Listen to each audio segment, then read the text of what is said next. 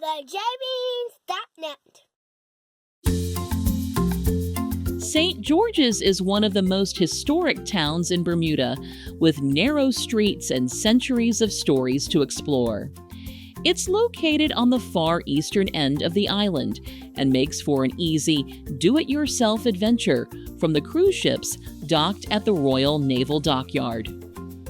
We spent a few hours exploring St. George's on foot, enjoying a mix of history, culture, and a little ice cream during our June 2025 cruise aboard the Norwegian Getaway. In this video, we'll take you step by step through our walking tour so you'll know exactly what to expect if you'd like to experience it yourself. Just a quick note that if you enjoy this video, please give us a thumbs up or leave a comment. It really helps our channel. And consider subscribing so you get alerted when we add new videos. To get to St. George's, we took the complimentary NCL ferry from the Royal Naval Dockyard. The trip took about an hour and brought us right to the edge of town. If you're interested in learning more about the ferry, we've linked to our video in the description below. From the park where the ferry docked, we walked north along the road, past the gas station. We then turned right onto Water Street, toward the heart of town. Just past the historic Tucker House Museum, we made a left into an alley and continued north.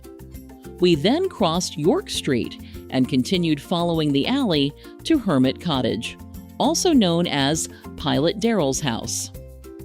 A UNESCO marker explained that pilot James Darrell spent much of his life enslaved, but his mariner skills earned him freedom at age 47. His house is part of the African Diaspora Heritage Trail and was still owned by his descendants. Curving to the right, we continued along the alley until we reached Queen Street and the Lily Bermuda Perfumery, which was established in 1928.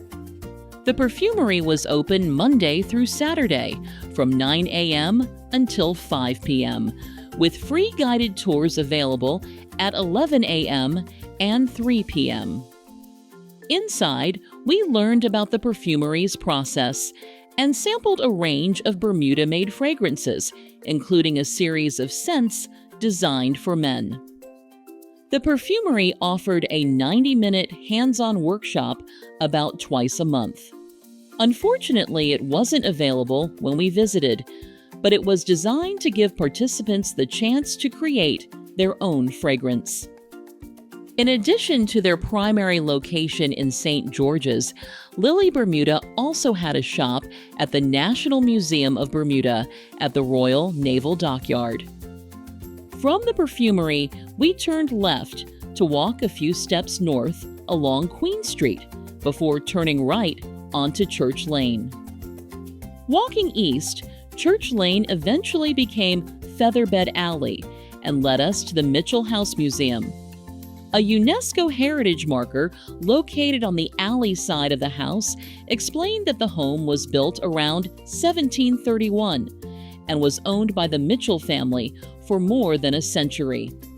It later served as a hotel and tavern before the St. George's Historical Society bought and restored it as a museum in 1920. The alley side of the house also had a plaque located above a window grating that honored Reverend John Stevenson.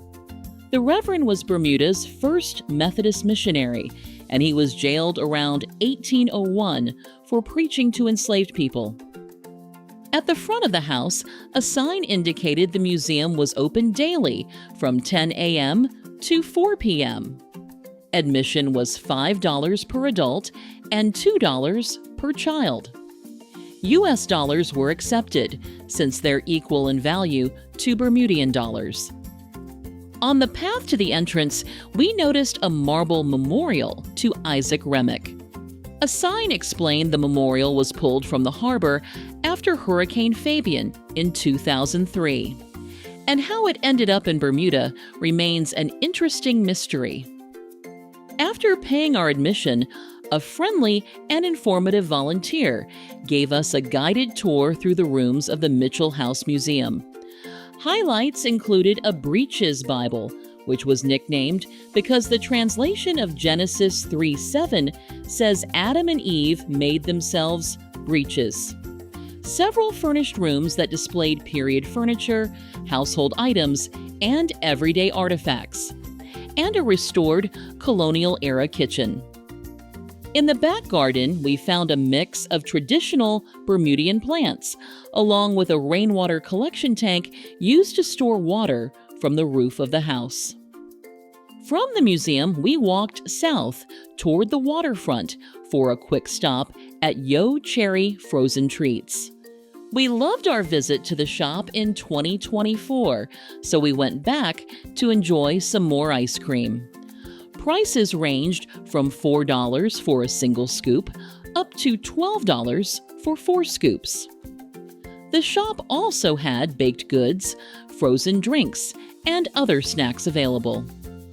Since seating was limited, we took our ice cream to the nearby King Square and found some shaded benches to sit and enjoy our treat.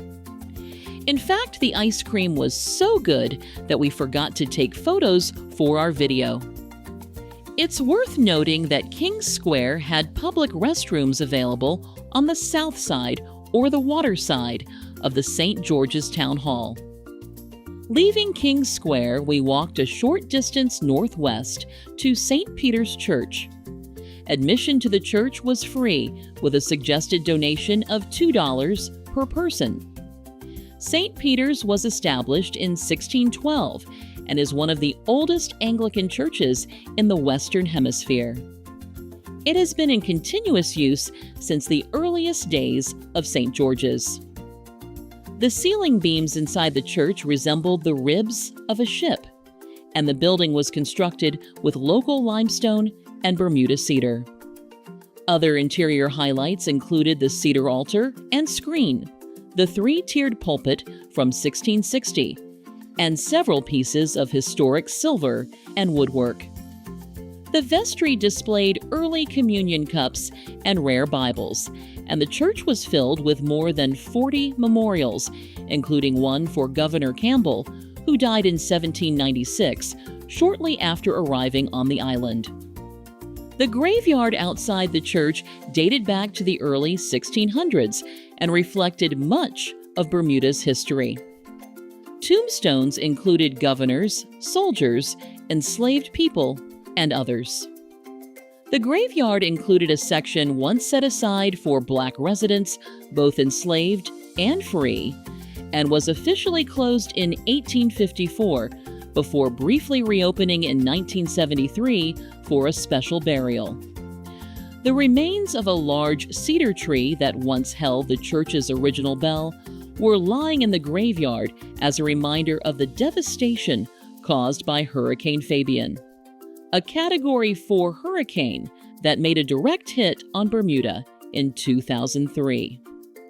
Leaving the graveyard and the church, we turned right and walked west along York Street to return to the small park for the complimentary NCL ferry back to the Royal Naval Dockyard.